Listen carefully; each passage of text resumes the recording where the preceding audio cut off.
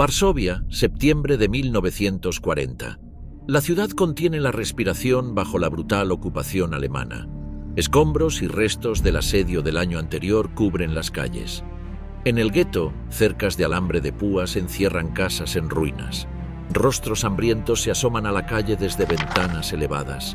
De repente, los soldados nazis irrumpen, gritan órdenes mientras capturan civiles y los empujan hacia vehículos que esperan. El pánico se esparce como un incendio. Pero en medio del caos, un hombre parece distinto. Es acorralado y empujado como los demás. Ninguno de ellos sabe a dónde los llevan. Las imaginaciones comienzan a desbordarse, pero él permanece tranquilo. Ya sabe exactamente a dónde se dirigen, sabe que pronto se alzarán ante ellos las puertas de Auschwitz. El nombre del hombre es Witold Pilecki, un oficial de caballería polaco. A diferencia de casi todas las demás personas retenidas en el complejo de Auschwitz-Birkenau durante sus 4 años y medio de existencia, él llegó por decisión propia. No es una víctima, es un voluntario. Un voluntario en una misión de resistencia para infiltrarse en el campo desde dentro. En ese momento, Auschwitz tenía solo unos meses de existencia y aún no era infame. Funcionaba principalmente como prisión para intelectuales polacos, sacerdotes, maestros y sospechosos de pertenecer a la resistencia. Una herramienta para sofocar cualquier intento de levantamiento. Pilecki había sido clave en la creación del ejército secreto polaco, conocido como TAP. Este fue uno de los primeros movimientos de resistencia organizados que surgieron tras la ocupación nazi. Para el verano de 1940 comenzaron a llegar al mando del TAP rumores sobre muertes masivas en Auschwitz. La dirigencia acordó que alguien debía infiltrarse en el campo, y Pilecki se ofreció voluntariamente. Su misión era crear una resistencia secreta, recopilar pruebas de las atrocidades nazis y preparar a los prisioneros para una posible rebelión. Dentro del campo, la red trabajó para mantener viva la esperanza, compartiendo noticias, introduciendo suministros de contrabando y ayudando a los internos a escapar. En el campo, Pilecki adoptó la identidad falsa de Tomasz Serafiński y se le asignó el número de prisionero 4859. Lo que encontró tras los alambres fue peor de lo que jamás había imaginado. Hambre sistemática, ejecuciones arbitrarias, enfermedades y tortura. Así era el estado del campo en septiembre de 1940, cuando Pilecki llegó. No saldría hasta abril de 1943. Durante ese tiempo fue testigo de cómo un antiguo cuartel del ejército polaco se transformaba en una inmensa fábrica de muerte y sufrimiento. El epicentro del capítulo más atroz de toda la historia humana y un lugar donde más de 1.100.000 personas encontrarían la muerte. Esta es la historia de Auschwitz. Las puertas de Auschwitz. Más de 1.300.000 personas serían enviadas a Auschwitz durante la guerra, la gran mayoría entre 1942 y finales de 1945. Cuando un prisionero llegaba a sus puertas, el horror no comenzaba en las cámaras de gas, sino en el momento en que se abrían las puertas del tren. Apretados en vagones de ganado durante días, sin comida, agua ni condiciones sanitarias, hombres, mujeres y niños emergían de la oscuridad hacia la confusión. A muchos se les había dicho que estaban siendo reubicados en el este. Algunos llevaban maletas, reliquias familiares, incluso documentos oficiales. Lo que les esperaba, en cambio, era un frío y deshumanizante proceso de selección. En la entrada de Auschwitz I, el campo de concentración original, se erguía el ahora infame cartel Arbeit macht frei. El trabajo los hará libres. Ese lema era una amarga mentira. Auschwitz no era un solo campo, sino un complejo del terror que llegaría a incorporar más de 40 campos de concentración y exterminio. Estos campos se dividían en 3 grupos. Auschwitz I, el centro administrativo, albergaba a las SS, realizaba castigos y retenía a los primeros prisioneros. Auschwitz II, a Birkenau, a pocos kilómetros, era el epicentro del exterminio, con cámaras de gas y crematorios diseñados para el asesinato en masa. Auschwitz III, o Monowitz, era un sitio de trabajo forzado vinculado a la producción industrial de IG Farben. A la llegada, el procedimiento era rápido y brutal. Una vez que el tren se detenía, los guardias gritaban órdenes mientras las personas eran bajadas a empujones. se les ordenaba dejar sus pertenencias, las cuales eran saqueadas por los guardias o empaquetadas y enviadas a Alemania para enriquecer al Estado nazi. La selección comenzaba de inmediato. Las familias eran separadas, hombres y muchachos mayores por un lado, mujeres y niños por otro. Estas columnas eran conducidas hacia doctores de las SS y oficiales del campo que a menudo esperaban tranquilamente con batas blancas. Con apenas una mirada o tal vez una pregunta sobre la edad o la profesión, esos médicos nazis decidían el destino de cada persona. Un gesto en una dirección significaba la muerte, usualmente por gas. En la otra significaba sobrevivir, por ahora, bajo trabajo forzado. Desde el 4 de julio de 1942, la selección se convirtió en una práctica estándar para casi todos los transportes masivos de judíos. Lo que comenzó como un sistema esporádico se transformó en un mecanismo rutinario de asesinato nazi. Los ancianos, mujeres embarazadas, enfermos y niños pequeños casi siempre eran enviados a morir de inmediato. No se daban explicaciones. A quienes se les seleccionaba para morir se les decía que iban a ducharse o a ser desinfectados. Eran llevados a lo que parecía ser una sala de baños comunal. Una vez dentro, se lanzaba Ciclón B por aberturas en el techo. En 20 minutos todos estaban muertos.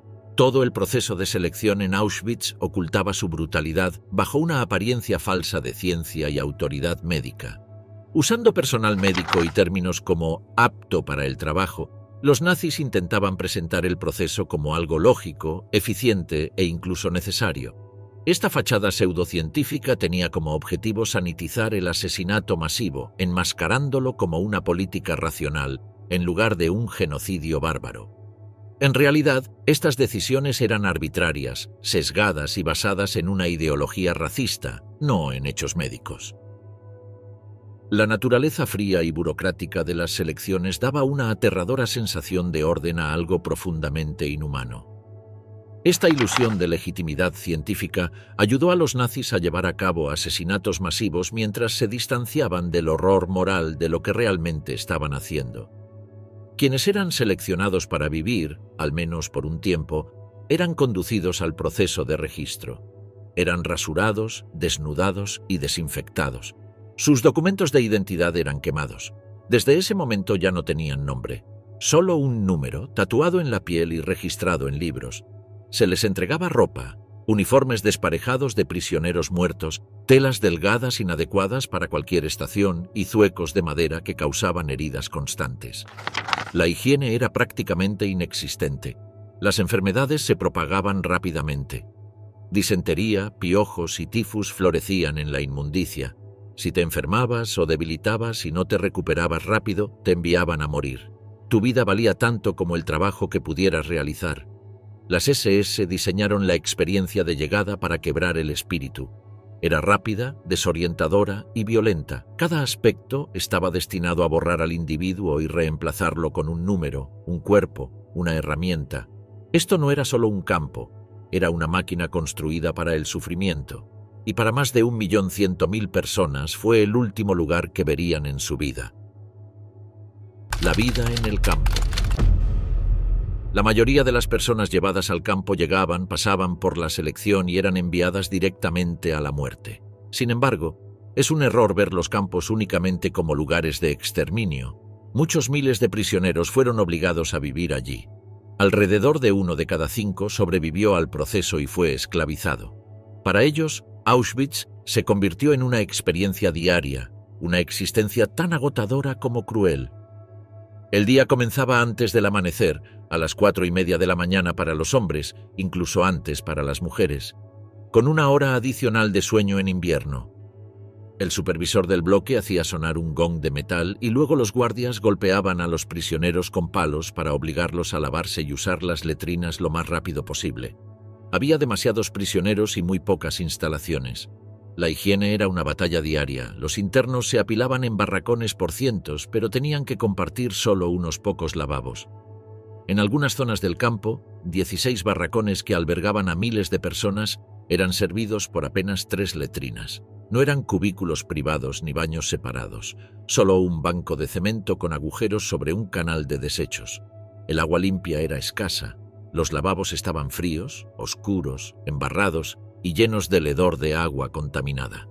Extrañas pinturas al estilo propagandístico decoraban las paredes con imágenes del buen prisionero que se lavaba con diligencia y del mal prisionero que permanecía sucio y era advertido de que tendría un final desafortunado. Pero incluso si lograban lavarse, no había nada para comer. El desayuno consistía en medio litro de infusión de hierbas aguada o un sustituto amargo de café, sin comida, sin azúcar, sin leche. Solo un líquido amargo para comenzar otro día de castigo. Un segundo gong marcaba el temido pase de lista. Los prisioneros debían alinearse en filas de 10, afuera, sin importar el clima. Todos eran contados una y otra vez. Si los números no coincidían, debían permanecer de pie durante horas hasta que se resolviera el problema. Si alguien había escapado, o si simplemente se sospechaba de ello, el pase de lista podía extenderse durante todo el día. En una ocasión duró 19 horas seguidas. Los guardias aprovechaban el pase de lista para castigar. Si un cuenco estaba sucio, si una camisa estaba desabrochada o faltaba un botón, se aplicaban golpizas de inmediato. A veces los prisioneros eran obligados a hacer sentadillas con las manos en alto durante horas o eran arrastrados al bloque de castigo. En ocasiones, se llevaban a cabo ahorcamientos o latigazos frente a todos. Era un recordatorio deliberado de que la muerte nunca estaba lejos. Después del pase de lista, una orden a gritos, Arbeitskommandos formieren, formar grupos de trabajo, marcaba el inicio de la jornada laboral.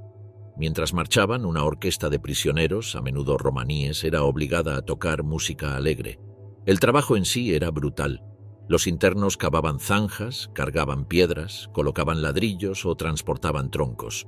Casi todo era al aire libre, sin importar el clima. La jornada solía durar 11 horas, a veces más en verano. No había pausas, incluso ir al baño estaba cronometrado. A un prisionero de cada grupo de trabajo se le asignaba la tarea de registrar cuánto tiempo tardaba cada persona en hacer sus necesidades. Guardias y capos vigilaban cada movimiento. Cualquier signo de debilidad, cualquier momento de descanso, podía significar una paliza o algo peor. Al mediodía llegaba la única comida caliente del día, 3/4 de litro de una sopa aguada. Contenía carne solo 4 veces por semana, los otros días, nabos o papas. Este líquido de sabor muchas veces repugnante era el único sustento que los prisioneros tenían para seguir trabajando. La cena era igual de miserable. Alrededor de 300 gramos de pan, a menudo mohoso, junto con una fina capa de margarina, una cucharada de mermelada o queso o una pequeña lonja de salchicha. Los prisioneros asignados a trabajos más pesados recibían raciones apenas mayores, pero nunca lo suficiente como para sentirse llenos. Por la noche había otro pase de lista, y con él, otra oportunidad para castigos.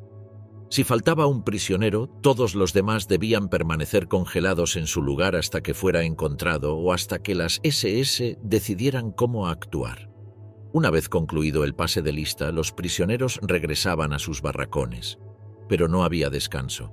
Las condiciones para dormir eran otra forma de tortura. El silencio obligatorio comenzaba a las 9 p.m. con el sonido de un gong. Los internos dormían apretujados en hileras estrechas, muchas veces en el suelo o en literas de madera o ladrillo. Para evitar robos, abrazaban su ropa y sus zapatos durante la noche, usándolos como almohadas o mantas cuando podían. El sobreviviente Miklos Nisli describe cómo se competía por espacio entre compañeros. En sus palabras, despojados de toda dignidad humana, se empujaban, mordían y pateaban unos a otros en un esfuerzo por conseguir unos centímetros más donde dormir un poco más cómodos. Porque no tenían mucho tiempo para dormir. El domingo era el único día sin trabajo forzado, pero no era descanso. Los internos debían limpiar los barracones, fregar las letrinas y tomar su ducha semanal. Si tenían suerte, podían recibir o enviar correo, aunque a los judíos no se les permitía recibir cartas. Las SS censuraban todos los mensajes salientes y quienes no hablaban alemán debían intercambiar pan para recibir ayuda al escribir. Algunos prisioneros intentaban aferrarse a su identidad, marcando el sábado en secreto o siguiendo las festividades judías con calendarios ocultos. Pero sin relojes ni referencias, el tiempo mismo se volvía difícil de seguir. La vida estaba definida por un sufrimiento diario, constante e institucionalizado. Desde el momento en que un prisionero se despertaba hasta que colapsaba en una litera sucia, Cada segundo era una lucha por sobrevivir. Esto no era solo crueldad. Era un sistema diseñado para borrar la dignidad, la identidad y la esperanza. Esto era la vida, si es que puede llamarse así, en Auschwitz. Los experimentos médicos de Auschwitz. Aunque la mayoría de los prisioneros seleccionados para trabajos forzados enfrentaban condiciones brutales, ese no era el único destino posible. Quizás el peor resultado del proceso de selección era ser elegido por los médicos del campo para convertirse en paciente de los infames experimentos médicos de Auschwitz.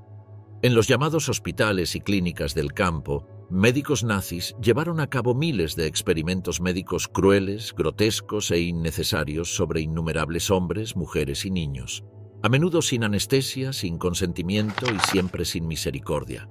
Estos estudios pretendían tener una base científica, se registraban algunos datos, se presentaban tesis, pero en realidad no se trataba de la búsqueda del conocimiento, sino de la tortura de personas consideradas indignas de vivir. Un nombre ha llegado a simbolizar la crueldad perversa de estos supuestos esfuerzos científicos: el del doctor Josef Mengele. Mengele había obtenido un doctorado en antropología antes de unirse al partido nazi y convertirse en un ferviente defensor de sus infundadas teorías sobre la higiene racial. Estas ideas se convirtieron en parte esencial de la justificación nazi para la solución final. Eventualmente llegó a Auschwitz, donde, tras ascender en las filas, encontró la oportunidad de poner a prueba sus teorías antropológicas. Mengele sentía una fascinación especial por los gemelos, creyendo que a través de ellos podría descubrir secretos del genoma humano. Así, comenzó a reunir gemelos en Auschwitz.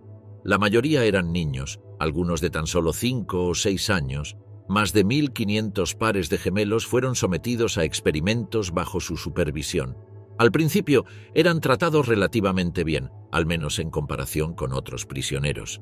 Recibían mejor comida, ropa más limpia y se les decía que eran especiales.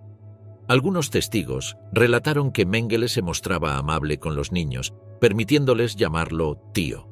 Pero todo era una fachada. Mengele realizaba experimentos agonizantes, inyectaba productos químicos en los ojos para intentar cambiar su color, cosía gemelos entre sí para crear siameses, amputaba extremidades u órganos sin anestesia.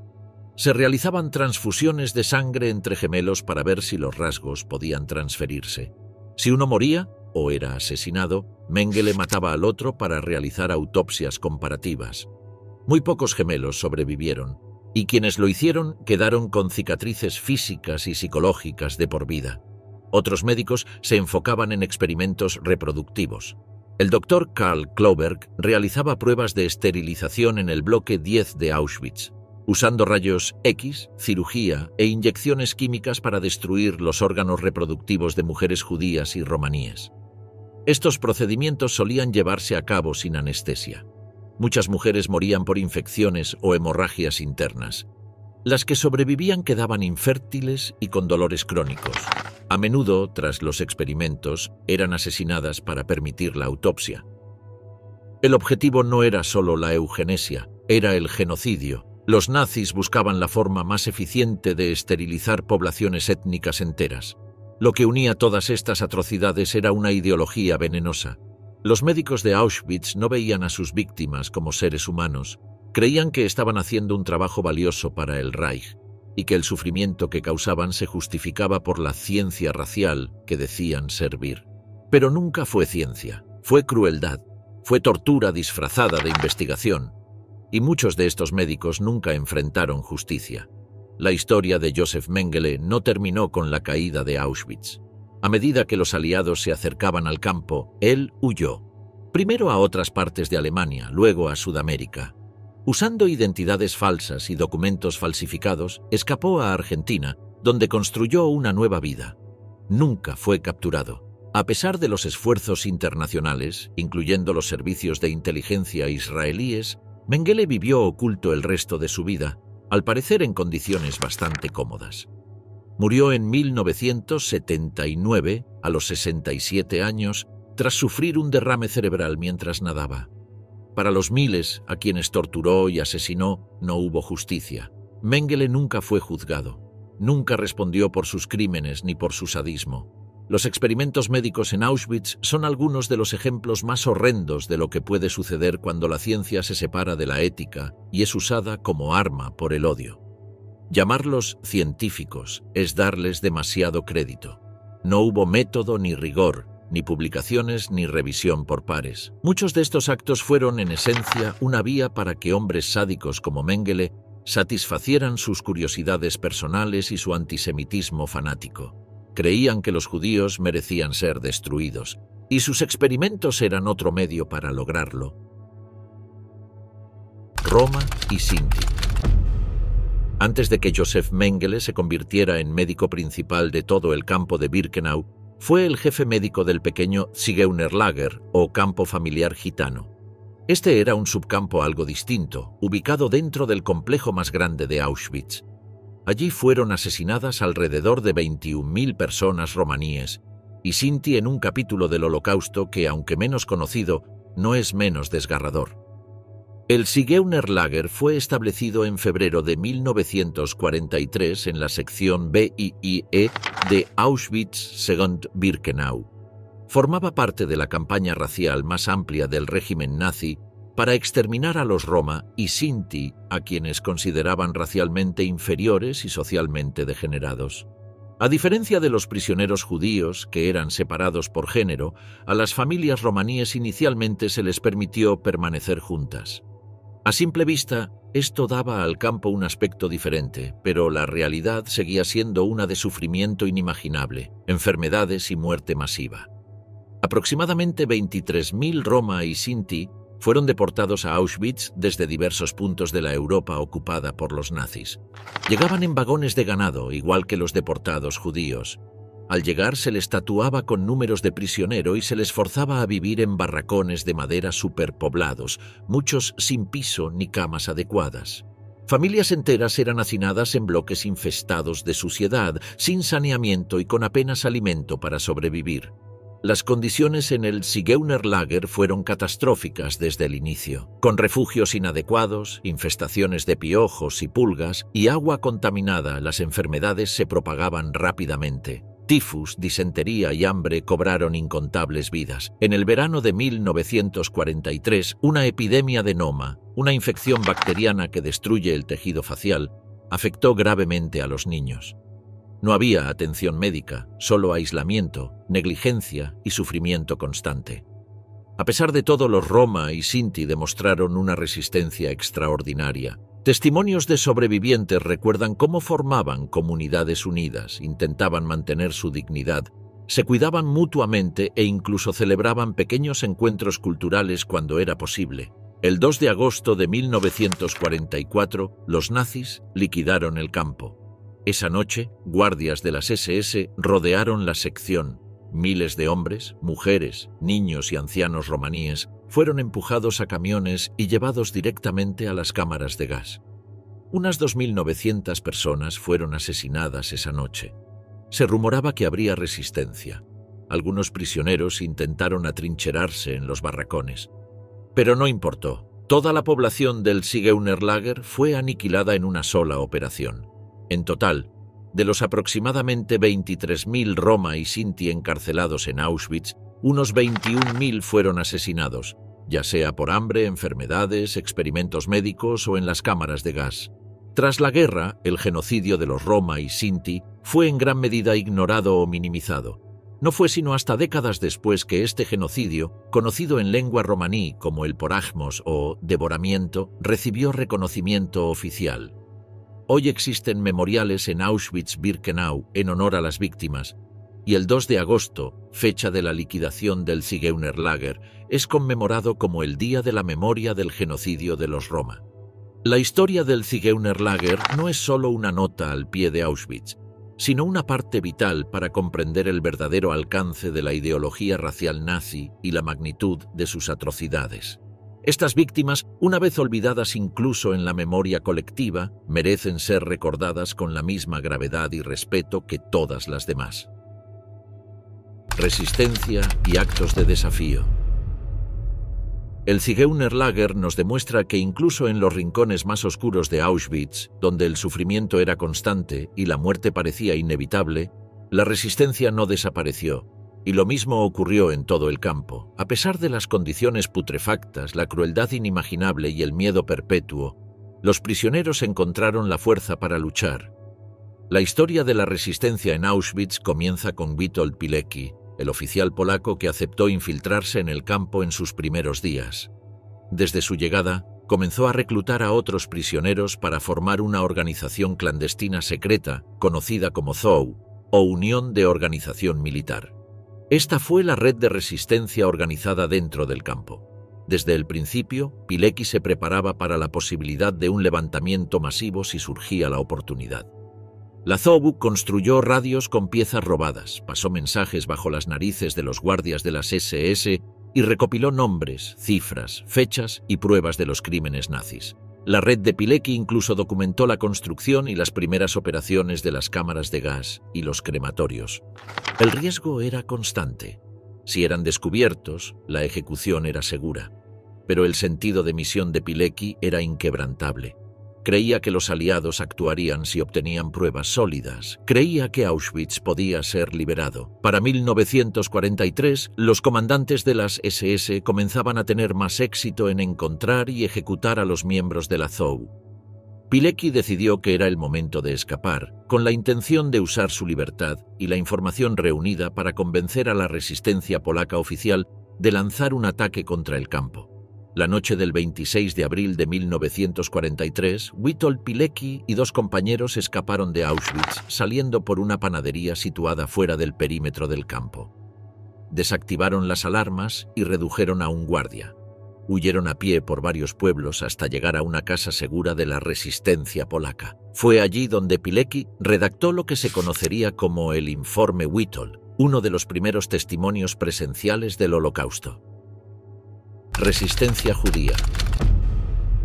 Durante el tiempo que Witold Pilecki estuvo en Auschwitz, lo que había comenzado como un centro de detención para prisioneros políticos polacos se transformó, progresivamente, en el mayor y más eficiente sitio de asesinato en masa que el mundo haya conocido.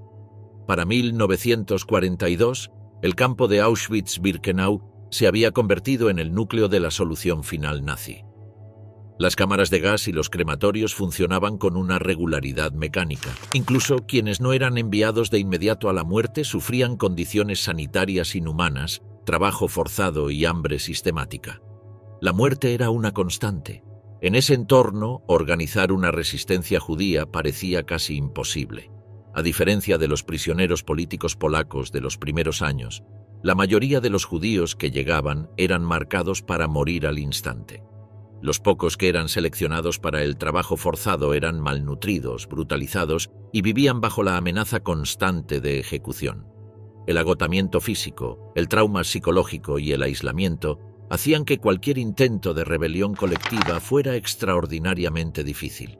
Sin embargo, la resistencia no murió. Hay registros de judíos que sabotearon maquinaria en las fábricas, que enviaban mensajes en secreto o que atacaron a los guardias con herramientas robadas. Algunos incluso lograron escapar, disfrazados con uniformes sustraídos o gracias a explosivos introducidos clandestinamente. A medida que la población del campo crecía, comenzaron a surgir los primeros indicios de una resistencia judía más organizada. Esto culminó en el levantamiento del Sonderkommando en octubre de 1944. Los Sonderkommando eran prisioneros judíos obligados a trabajar en los crematorios. Se encargaban de retirar los cuerpos, limpiar las cámaras de gas y barrer las cenizas. Era la tarea más secreta y desgarradora del campo. Por ello, eran ejecutados periódicamente para silenciar lo que sabían. Estos prisioneros eran forzados, bajo amenaza de muerte, a convertirse en parte del engranaje del exterminio nazi. Su función era tan crucial que necesitaban mantenerse con vida y en condiciones relativamente buenas para que pudieran seguir trabajando. Recibían raciones de comida algo mejores y tenían menos probabilidades de ser asesinados de forma arbitraria. Por esta razón, sobrevivían más tiempo que otros internos, aunque inevitablemente también eran enviados a la muerte y reemplazados por nuevos prisioneros. Ese tiempo adicional y su mejor estado físico les permitió organizarse. Además, eran de los pocos en el mundo que sabían con exactitud el alcance del genocidio nazi. manipulaban los cuerpos de los asesinados día tras día. En el otoño de 1944 decidieron resistir.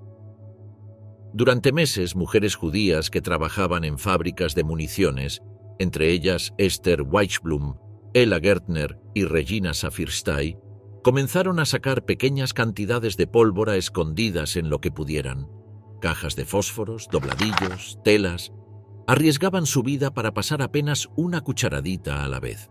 Esa pólvora llegaba a Roza Robota, una judía polaca que había visto morir a toda su familia en el proceso de selección. Ella era el vínculo entre las trabajadoras y los Sonderkommando. La preparación del levantamiento tomó más de 1 año y medio. El plan era reunir suficiente explosivo para destruir las cámaras de gas y comenzar una revuelta coordinada en todo el campo. Sin embargo, cuando 400 miembros del Sonderkommando fueron asesinados tras una disminución en la llegada de nuevos deportados, los que quedaban comprendieron que su turno se acercaba y decidieron actuar. El 7 de octubre de 1944, los Sonderkommando del Crematorio 4 se rebelaron. Atacaron a los guardias con martillos, piedras, hachas y granadas caseras. Lograron volar parte del crematorio y lo incendiaron. En medio del caos, unos 80 prisioneros lograron escapar. Más de 400 fueron asesinados mientras las SS aplastaban el levantamiento. Aunque muchos de los fugitivos fueron recapturados, algunos lograron sobrevivir a la guerra. 3 guardias alemanes murieron en la revuelta. 4 mujeres involucradas en el contrabando, incluida Roza Robota, fueron arrestadas e interrogadas. A pesar de las torturas brutales, Robota, quien conocía a la mayoría de los implicados, no reveló ningún nombre. Fue ahorcada en enero de 1945, con solo 23 años. El levantamiento logró dejar fuera de funcionamiento al crematorio de forma definitiva y destruyó cualquier mito de que las víctimas del Holocausto aceptaron su destino con docilidad. Es una historia de resistencia y valentía frente a un mal absoluto. Castigo. Ser enviado a Auschwitz y ser obligado a realizar trabajos forzados ya constituía un castigo más allá de toda comprensión, pero el sufrimiento no terminaba allí. Los guardias podían, y a menudo lo hacían, empeorar aún más la vida de los prisioneros. Estos vivían bajo la amenaza constante de tormentos adicionales por las infracciones más pequeñas. Detenerse brevemente durante el trabajo, hablar fuera de turno o intentar comer una migaja extra de comida bastaba para desatar la furia de los guardias de las SS. El azote era una forma rutinaria de castigo en Auschwitz. Las víctimas eran sujetadas a un marco de madera conocido como la cabra, con los pies inmovilizados y el cuerpo extendido sobre el banco. Mientras eran azotados, se les obligaba a contar cada latigazo en voz alta y al final debían decir 25 recibidos con muchas gracias. Si perdían la cuenta o pronunciaban algo mal, el castigo comenzaba desde cero. En teoría, el límite era de 25 latigazos, pero en la práctica dependía totalmente del capricho del guardia, y la cifra podía ser mucho mayor. Otros tormentos incluían el poste, un método en el que las manos del prisionero eran atadas detrás de la espalda y luego colgado por ellas con cadenas, provocando la dislocación de los hombros. Los que quedaban demasiado heridos para trabajar eran enviados a las cámaras de gas. El bloque 11, conocido como el bloque de la muerte, era uno de los lugares más temidos de Auschwitz. Ubicado en el campo principal, funcionaba como una prisión dentro de la prisión, destinada a la tortura, el castigo y la ejecución. Los internos eran enviados allí por sospechas de resistencia, sabotaje, intentos de fuga o simplemente por ser acusados por otro prisionero o guardia. Dentro del bloque 11 estaban las infames celdas de pie, pequeñas habitaciones de ladrillo de aproximadamente 1 metro cuadrado, diseñadas para encerrar a 4 prisioneros obligándolos a mantenerse de pie sin luz. La duración típica del castigo era de 10 días. Otras celdas se usaban para castigos por inanición, donde los prisioneros eran encerrados sin comida ni agua hasta morir. Los interrogatorios y las palizas brutales eran habituales. En el patio junto al bloque 11, se encontraba el temido Muro de la Muerte, donde se ejecutaba a prisioneros por fusilamiento. También fue en el bloque 11 donde, en 1941, se realizaron los primeros experimentos con gas Zyklon B, marcando el inicio de los métodos de exterminio en masa. El castigo colectivo era una práctica común y aterradora en Auschwitz, donde grupos enteros de prisioneros eran castigados por las acciones de uno solo. Si un prisionero escapaba o simplemente se sospechaba que lo haría, decenas de otros podían pagar las consecuencias. En los primeros años del campo, si alguien escapaba, las SS seleccionaban a hombres que trabajaban o dormían en el mismo barracón que el fugitivo. Eran llevados al bloque 11, encerrados en una celda, y se les informaba que no recibirían comida hasta que el escapado regresara o fuera capturado. Estos rehenes estaban destinados a morir lentamente. En todos los casos conocidos, los rehenes murieron de hambre o fueron ejecutados. Una de las víctimas más conocidas fue el padre Maximilian Kolbe, un franciscano polaco que se ofreció para morir en lugar de otro prisionero. Tras casi 2 semanas sin alimento, fue asesinado con una inyección letal. Este tipo de castigos por inanición fueron menos frecuentes a partir de 1943 y eventualmente abandonados. En todos estos casos no había justicia ni proceso, solo la autoridad absoluta de guardias sádicos que castigaban a su antojo. En teoría, esto servía para asegurar la obediencia y maximizar la productividad de la fuerza laboral. En la práctica, era una excusa para infligir más dolor y tortura a personas consideradas subhumanas por el régimen nazi. La vida de un guardia nazi en Auschwitz. Como cualquier prisión, Auschwitz necesitaba guardias, y no fueron pocos. A lo largo de su existencia, más de 6.000 hombres y mujeres trabajaron para mantener en funcionamiento el campo. Construyeron las instalaciones, distribuyeron alimentos, registraron a los recién llegados, administraron castigos, realizaron pases de lista y supervisaron los trabajos forzados. Fueron tanto testigos como ejecutores directos del asesinato de millones. Algunos pocos se horrorizaron por lo que vieron, pero casi ninguno alzó la voz, y muchos más participaron activamente en la crueldad, moldeados por la ideología, la propaganda y el odio. La formación de los guardias de Auschwitz comenzaba en campos de entrenamiento de las SS. Allí no solo se les enseñaba disciplina militar, se les adoctrinaba, se les instruía para ver a los judíos, romaníes, prisioneros soviéticos y otros como enemigos subhumanos. La dignidad humana era eliminada de la mente de los guardias mucho antes de ser físicamente arrancada a las víctimas en los campos. Los guardias eran desensibilizados mediante exposición constante a la violencia, azotes públicos y ejecuciones. Participar o presenciar actos de crueldad se volvía parte rutinaria de su servicio. Esta estrategia fue deliberadamente diseñada por la cúpula de las SS desde los primeros campos como Dachau en 1933. Allí se estableció que la relación ideal entre guardia y prisionero debía basarse en el odio y la deshumanización. Cualquier muestra de compasión era mal vista o ridiculizada por los propios compañeros. En Auschwitz, los guardias vivían en barracones separados y relativamente cómodos, con acceso a comida, alcohol y tiempo libre. Sin embargo, su trabajo diario consistía en controlar, castigar y matar. Algunos dirigían los pases de lista, otros supervisaban grupos de trabajo, vigilaban desde torres o escoltaban prisioneros hasta las cámaras de gas. Los oficiales y soldados de las SS rotaban entre diferentes funciones. Algunos podían pasar semanas supervisando grupos de trabajo y luego ser asignados al crematorio, donde presenciaban el asesinato de miles de personas. Esta rotación ayudaba a reducir el impacto psicológico de las matanzas, fragmentando el proceso y permitiendo que los individuos asumieran solo una parte de la maquinaria. Así, muchos podían alegar después: «Yo nunca maté a nadie directamente», pero muchos sí mataron. Algunos disparando o golpeando, otros a través del abandono o castigos crueles, como privar de comida, forzar a los prisioneros a mantenerse de pie por horas o soltar perros sobre ellos. Los castigos eran públicos y los guardias eran alentados a ser creativos para imponer disciplina. Cuanto más brutal era la medida, más efectiva se consideraba, y el sistema recompensaba esa brutalidad. Los guardias más entusiastas recibían ascensos, medallas o traslados a destinos más prestigiosos. La vida recreativa de los guardias transcurría completamente separada del sufrimiento que causaban. Algunos vivían con sus familias cerca, escribían cartas, jugaban deportes, tomaban fotografías y llevaban vidas cómodas a escasos metros de donde miles morían de hambre.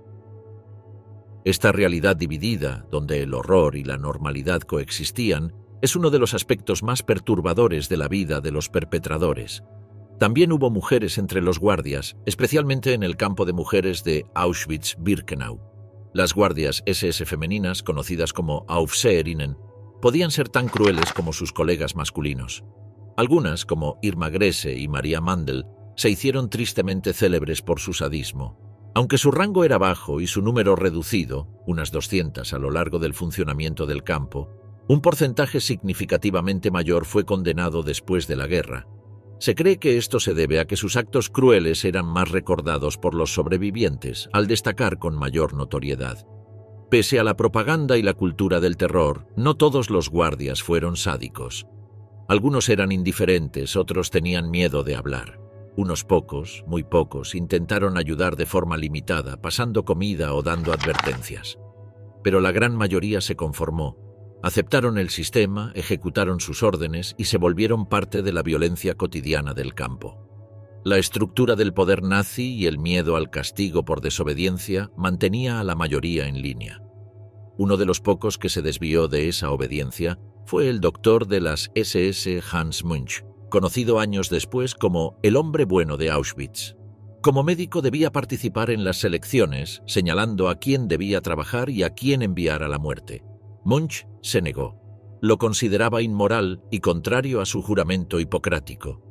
Según testimonios, ideaba pretextos para mantener vivos a algunos prisioneros, asegurando que los necesitaba para experimentos. Un sobreviviente, el doctor Louis Michels, contó que Münch le dio un revólver cuando el campo iba a ser evacuado para intentar escapar. Aunque algunos prisioneros dudaron de su relato, los testimonios favorables pesaron lo suficiente para que fuera el único miembro de las SS absuelto en los juicios de Auschwitz en Cracovia tras la guerra. La vida de un guardia en Auschwitz fue una existencia marcada por la corrupción moral. Mostró cómo un sistema de poder puede transformar a personas comunes en perpetradores de atrocidades. No se trataba solo de sadismo, sino de obediencia, conformismo y de lo fácil que puede volverse rutina la crueldad. La pieza clave de esta brutalidad fue la deshumanización. Algunos guardias seguramente eran sociópatas, pero muchos más eran capaces de empatía, salvo que elegían no extenderla a las víctimas, porque en su mente ya no eran personas, eran subhumanos. Y fue esa idea la que permitió que se cometieran los peores crímenes de la historia.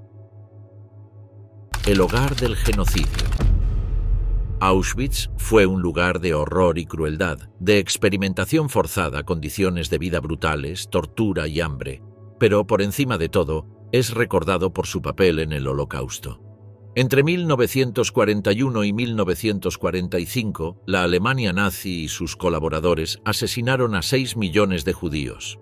Fue el Holocausto, la Shoah, el capítulo más oscuro del siglo XX, y en el centro de todo estuvo Auschwitz. Auschwitz no fue solo un campo de concentración, fue un centro de exterminio. Se convirtió en el mayor sitio de asesinato en masa de la historia humana.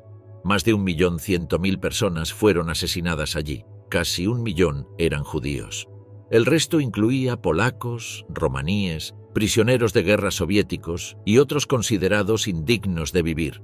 Hitler y el partido nazi ascendieron al poder alimentando el odio contra los judíos y durante su régimen fueron despojándolos sistemáticamente de su propiedad, dinero, derechos y dignidad. Durante la Segunda Guerra Mundial, al expandirse hacia el este, Alemania ocupó vastos territorios con grandes poblaciones judías, especialmente en Polonia y la Unión Soviética. Se debatió brevemente qué hacer con estas comunidades. Algunos propusieron confinarlas en guetos, otros sugirieron su reubicación masiva. Pero Hitler y su círculo optaron por el asesinato sistemático. Así comenzó lo que hoy se conoce como el Holocausto por balas, donde unidades especiales de las SS reunían a pueblos judíos enteros y los fusilaban junto a fosas comunes. Cerca de 1,5 millones de judíos fueron asesinados de esta forma. Sin embargo, Heinrich Himmler temía los efectos psicológicos en los ejecutores. Además de ineficaces, estos métodos eran vistos como demasiado expuestos. En 1941, con la guerra intensificándose, los líderes nazis formularon la llamada Solución Final a la Cuestión Judía, un plan sistemático para exterminar a todos los judíos de Europa. En la conferencia de Wannsee, en enero de 1942, se formalizó la logística del genocidio. Poco después comenzaron las deportaciones a los campos de exterminio. Ninguno recibiría más deportados que Auschwitz. Himmler eligió Auschwitz como epicentro del exterminio debido a su ubicación favorable en términos de transporte, ya que la zona podía aislarse y camuflarse con facilidad. Las primeras personas asesinadas con gas en Auschwitz murieron el 3 de septiembre de 1941. Prisioneros soviéticos y reclusos del campo, enfermos o considerados inútiles para el trabajo. Unas 850 personas fueron encerradas en el sótano del bloque 11 y asesinadas con Ciclón B, un pesticida a base de cianuro. El experimento fue considerado un éxito. Luego vino la construcción de cámaras de gas diseñadas para matar en masa. No eran simples habitaciones para ejecutar, eran parte de una línea de producción de muerte. A las víctimas se les decía que iban a ducharse. Caminaban hacia las cámaras, quienes no podían eran transportados en camiones. En salas previas o separadas por muros se les ordenaba desnudarse.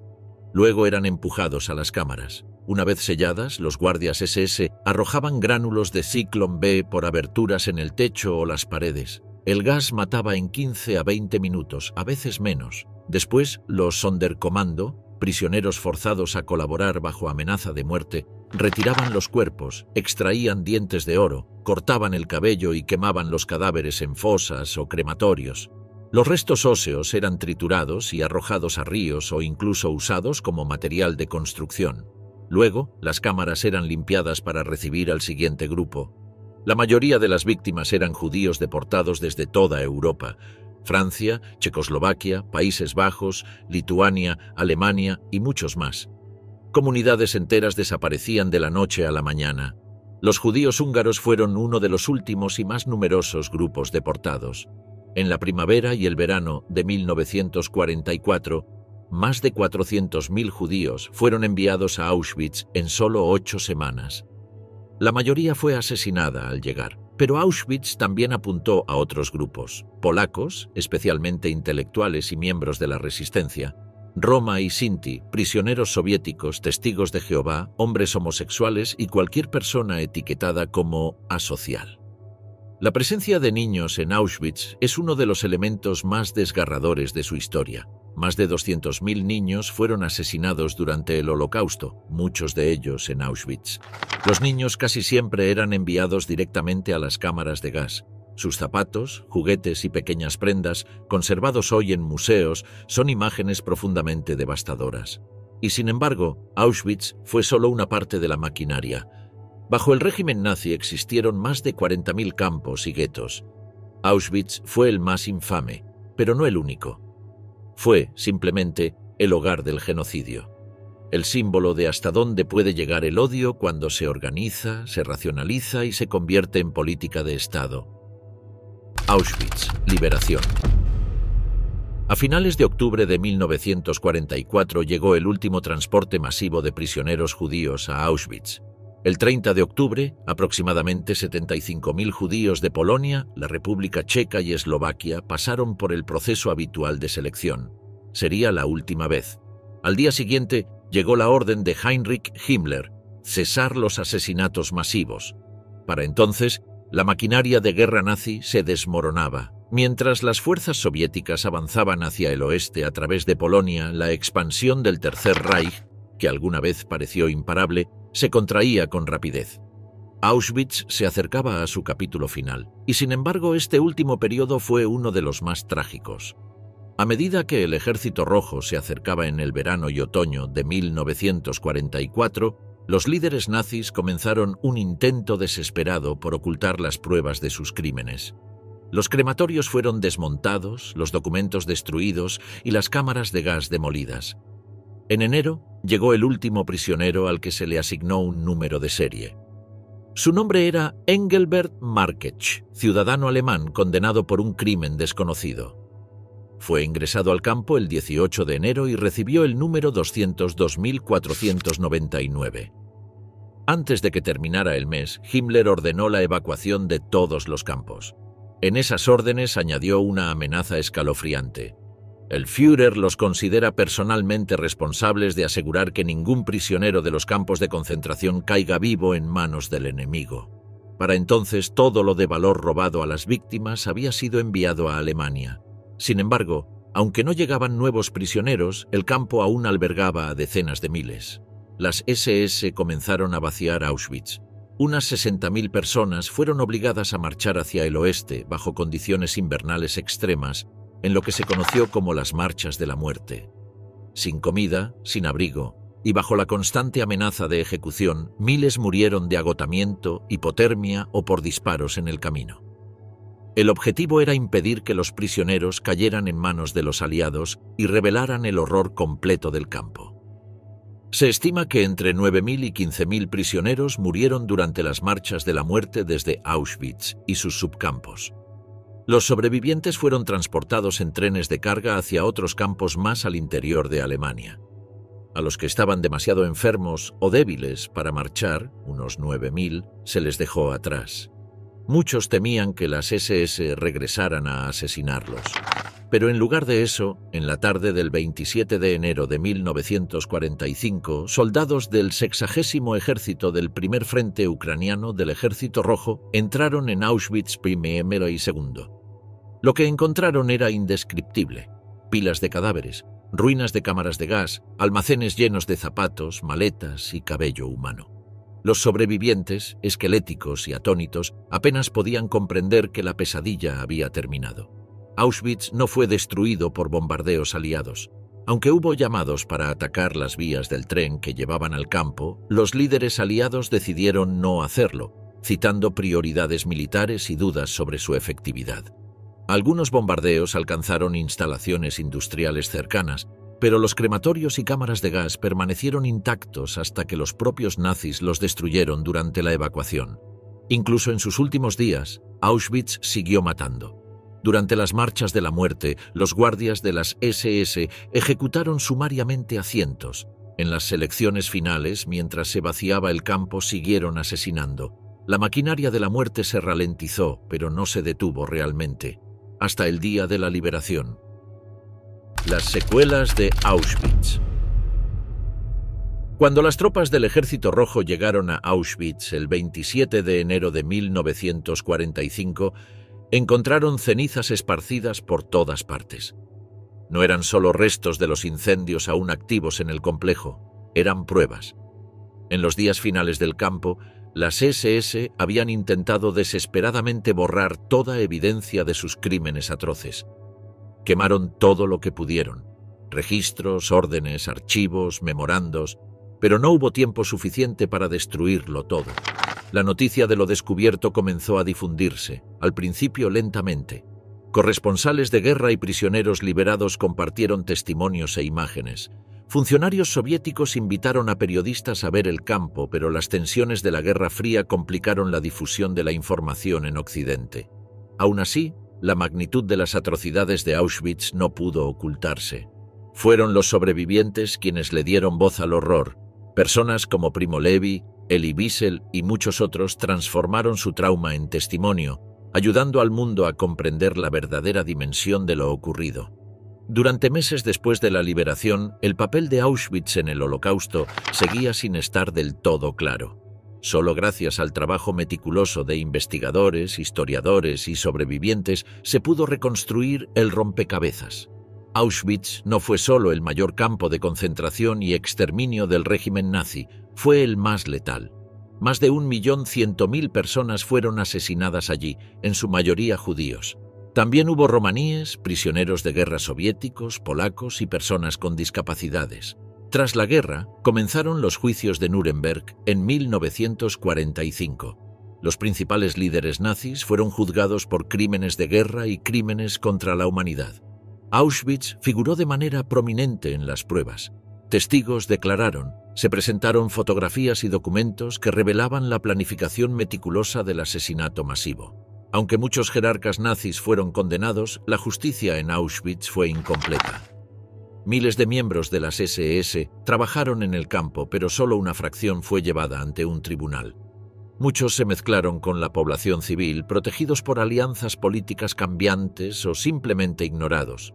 Paralelamente comenzaron los esfuerzos por preservar Auschwitz como lugar de memoria.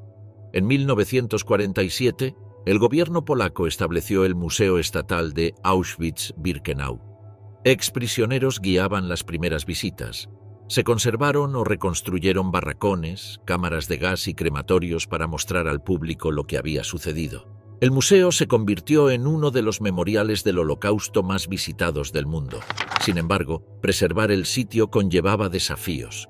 Cómo honrar a los muertos, respetar a los sobrevivientes y evitar que el lugar se transformara en espectáculo. A pesar de los esfuerzos de los sobrevivientes y los historiadores en el período inmediato de posguerra, el Holocausto no entró de inmediato en la conciencia pública. En la Europa oriental bajo control soviético, de donde provenía la mayoría de las víctimas, especialmente judías, las autoridades deliberadamente se negaron a reconocer las raíces antisemitas del genocidio. Los monumentos y memoriales hablaban de víctimas del fascismo sin mencionar que fueron asesinadas por su religión. Mientras tanto, en Gran Bretaña y Estados Unidos, la memoria de la guerra se centraba en las propias experiencias nacionales. Se contaban historias de heroísmo militar y de la resistencia del pueblo frente a las dificultades. Ambos países tenían su propio antisemitismo y una tendencia natural a centrarse en su propio sufrimiento. Como resultado, muchos desconocían la verdadera escala del Holocausto. Eso comenzó a cambiar en los años 60. El juicio en Israel contra Adolf Eichmann, figura clave en la solución final, fue televisado a nivel mundial y tuvo una enorme repercusión. La Fiscalía llamó a declarar a más de 100 sobrevivientes del Holocausto, muchos más que en los juicios de Nuremberg.